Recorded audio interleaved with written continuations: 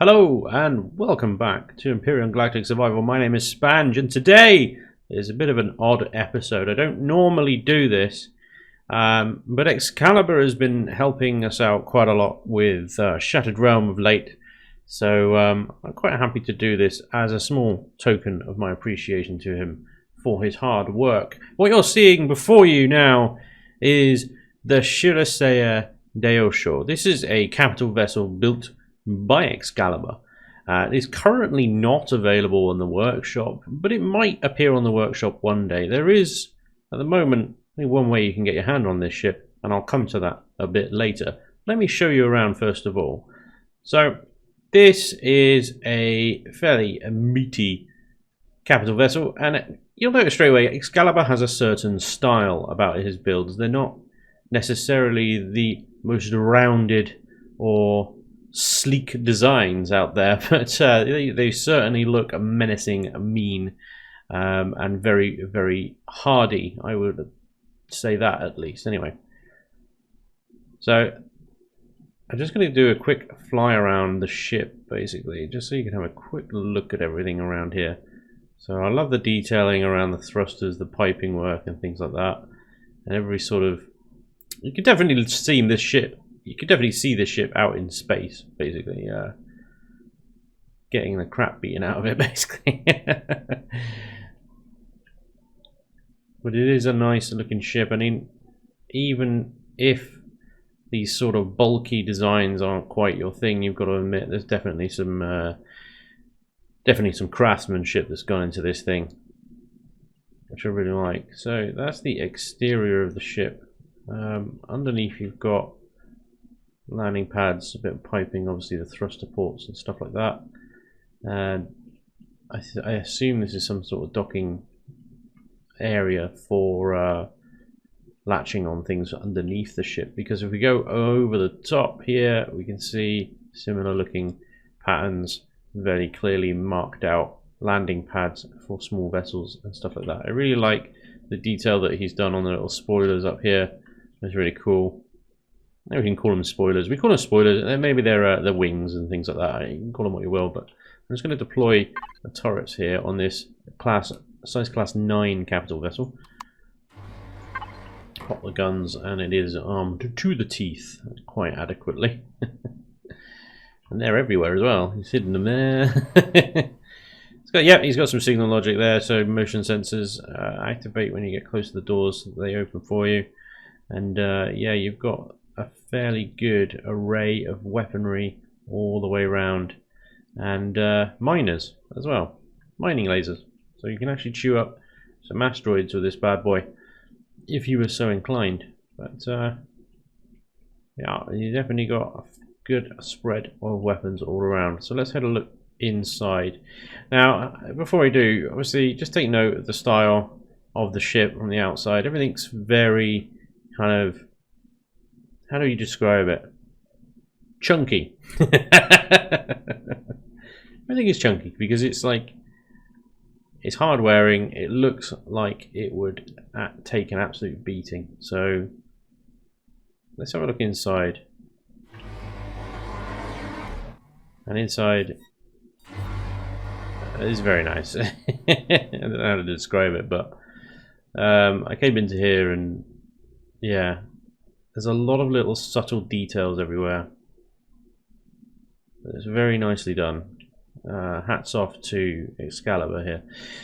Some of these little details in this hangar bay, like the fact that you can see the thrusters through that heavy glass, is a really nice touch. Xcaliber generally builds sort of for function, but he has a way of form as well, like the way he's tucked these ammo boxes into this kind of construct around this inner internal hangar door there. So he's used the texture symbols up here to create quite a unique little pattern there. And the little things that would annoy me, I think, with this ship is the way that he's placed these devices up here, like the food processor, armor lockers are up on the wall there. But I get it. It's in those cases it is function over form, I think, but it's very much functional. You've got constructors and storage here. as well. And you can stick a SV cargo pod. I can't remember what they're called. You know, those one block big cargo SVs that you can squeeze into those blocks. But yeah, you've got enough space in here for several small vessels, hover vessels, a couple of tanks even. A repair bay here, the warp core, which is interestingly stashed on the ceiling, but I really like the little, again, the detail with the blocks to make it look like it's kind of craned into place and held into place with these claws. Coupled with the fuel tanks up there, I think is a nice touch. So that's the main hangar, and you've got rear entrance that we came in, and you've also got top entrance there. The 3 thick hangar bay, hangar doors, sorry, and stuff like that. So there's doors and lifts and stuff that go everywhere, but we're just going to go straight through the middle here, and we're going to head into the bridge. And especially like if you're loading up, if you just come back from a mission, you're loading up, you park, you're here, you're in the bridge already, and you can jump straight into the old captain's chair here and have a fly around. So that's nice. That's quite efficient. It's good. There's another couple of cockpits scattered around all over the shop, and plenty of passenger seats and stuff like that. And again, nice detail. I like this heavy glass sort of walkway bridge that comes down from the ceiling there behind the captain's chair. And yeah, just generally quite nice addition to blocks. He's obviously got some signal logic here. If I close the blast doors, it actually closes the front door. There's a door on the front of the ship. I'll show you. Yeah, it's that hangar door there on the front of the ship. That's what that closed. That little switch there. That's quite funny. You've got a blast door. You can hold the hangar door open and or close it from that switch there. This this put a smile on my face when I saw this. I was just like, hang about, that's bloody genius, that is. I never thought to use one of these console deco blocks as a table before, but it really works. I really like it. So yeah, I'm going to be stealing that Xcal. That's a brilliant idea. Well done. That's really good. So right at the bridge we've got cargo and some more fridges and deco, armor lockers again, O2. Yeah, generally this just leads us straight back into the hangar bay again. Every time I come in, these guns come out, which is only slightly terrifying. And go through this door. This door also links up to the bridge as well. This takes us up to the next level. So we got a nice garden area here, and again, I think he's done really well with the blocks and the deco in here. We've got food processors and fridges, cargo boxes and stuff like that. And how the bloody hell did you do that? I mean, I saw this and I was like, what? I know what texture that is, and just, yeah, very nicely done. That must have taken some rotations of blocks. I can only imagine how many times you had to rotate the blocks to get those patterns to line up there, but well done. That is interesting. I've never seen that before, but it looks really good. Such a simple thing, you wouldn't notice it unless you were, I think you built quite frequently and textured quite frequently, but that's yeah, nice one. It's different, simple things. And if we walk around here, we've got RCSs and we've got important things like generators and fuel tanks and that thing there. Nice little glass view through to all the other sensitive devices, and we can go down this elevator and it brings us back but the other side. So if we go to this side of the bridge, we've got living sort of areas. We've got a nice bathroom with all the bathroom bits. Yeah, cryo chambers for those long journeys, and a nice little crew bunk thing going on up there as well. And this takes us, as you probably already guessed, back through into the hangar. And we've got other stuff, cargo, more constructors, health things, and yeah, it's pretty much everything you need, I think, in a very nicely formed space. Plenty of hangar space. If we go up this elevator, and the opposite one on the other side is the same. This takes us outside. to the SV pads. And there we go. That is pretty much the entire ship. But how does it deal with Xerax patrol ships? Well, let's find out. Okay, before we dive into an engagement, let me just take you a quick trip into the armor of this vessel. And you'll notice that Xcaliber did give us some lag shot armor into the sides here, which should protect us quite nicely from wayward and laggy shooting. And on top of that, there is some spacing in the armor as well to catch any laggy shells. But I've loaded into a single player game. There's a Xerax patrol ship just over there. So let's jump into the captain's chair and let's see how this thing handles. Now, for this particular engagement, I'm going to leave the blast doors closed. And I haven't configured any of the turrets, so let's quickly do that. So, turrets, of which there are 40. Let's set, no, we're just going to take out turrets only. So that's applied. All guns are active. They will hopefully load themselves once we get into range of this ship. Not sure which patrol ship this is, so this is going to be, well, it's going to be interesting. See what happens. Alrighty. I'm not sure which angle to approach is best. Let's reload. Oh, here we go. Oh, it's spitting out some drones, guys.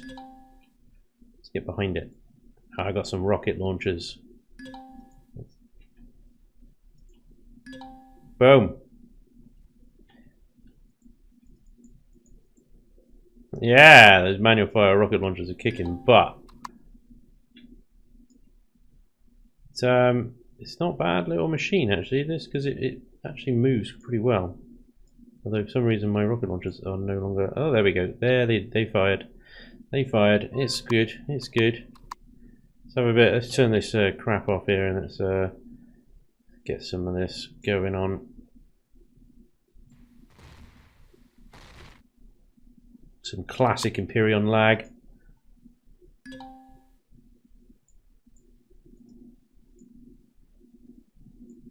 Hopefully these turrets are targeting what I'm telling them to. The manual fire rocket launchers, although slow, are doing damage.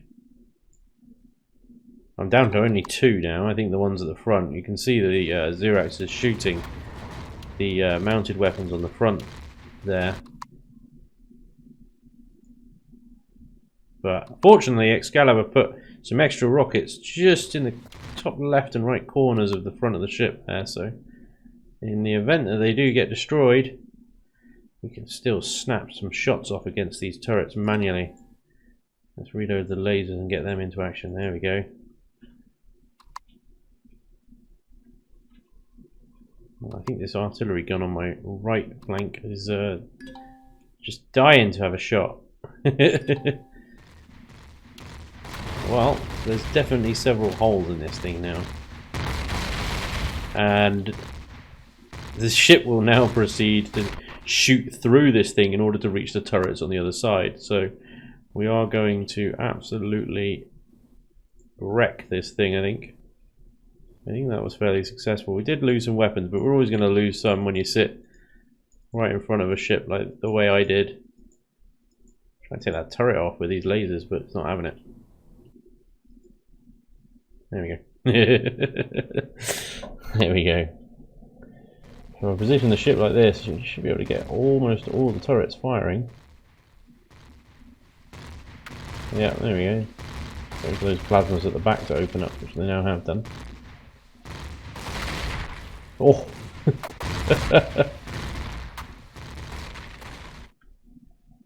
Ah, it's just a good sound. It would have almost severed the head off of this ship. I'll lower it down a bit more. Keep those guns.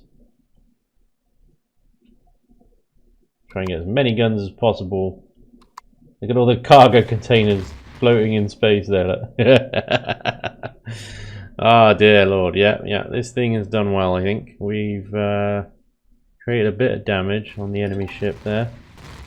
You can certainly see some internal explosions. So overall, It's definitely got enough firepower for PvE, that's for sure. And it shouldn't be too bad on PvP either, with that lag shot armor keeping it safe. But I wouldn't put it in prolonged engagement. It's only a couple of layers thick, so you know you wouldn't want to. You certainly couldn't tank with this thing in PvP, but as a nice all-rounder, it's got plenty of functionality, good armor, more firepower than they're probably going to need in a PvE game at least. That's a nice ship.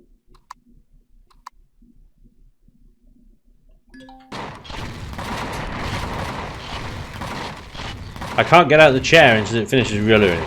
There we go, I can get out of the chair now. Alright, just let the ship do its thing. Look at that. Look at that damage. How are you still moving? All the shots are going into the engineering section now. Man, I'm glad I'm not on this ship. Oh, there goes the generator.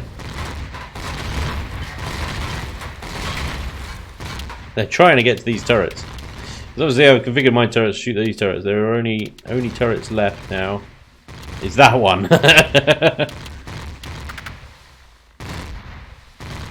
Alright. Let's have a look at the damage on this side. So yeah, we can see the drills are gone, which is a shame because they're quite expensive, really. Rocket launchers and pulse lasers on the front there as well are also gone. Let me configure these turrets to deal with the generators. Warp drive. That should. There we go. Stop now. That's pretty much dead now. Fantastic. Yeah. So that's. Maybe tanking with the front, but the only problem is, I mean, when you're using these things, you're going to be facing whatever you're going to be shooting. So, if you're going to expect return fire, I'd actually probably just take whatever you're going to be taking on from about this angle. Try not to expose the front. You are going to lose those drills otherwise. So, that's my only criticism, I think. That's an expensive loss. 6 CV laser drills. But otherwise, the rest of the ship handled absolutely brilliantly. I think that was fine.